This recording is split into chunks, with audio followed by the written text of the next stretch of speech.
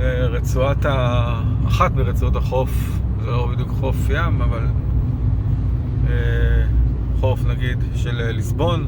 רואים שם מרחוק את הגשר, זה שצילמתי שנסענו לכיוון סטובל.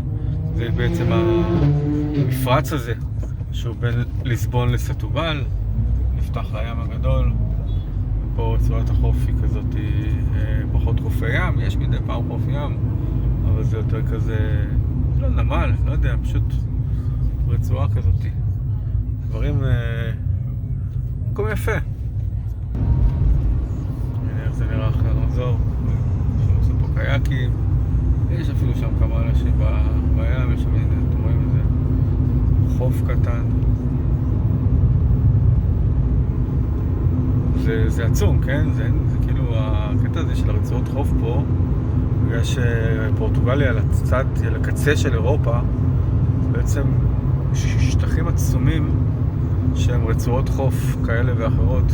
ראינו באריסיירה, ראינו שם, ראינו בסטובל גם כן יש אינסוף, וזה מהצד של ליסבון, יש עוד, כן? אחד המקומות שאני נוסע פה זה באויירס.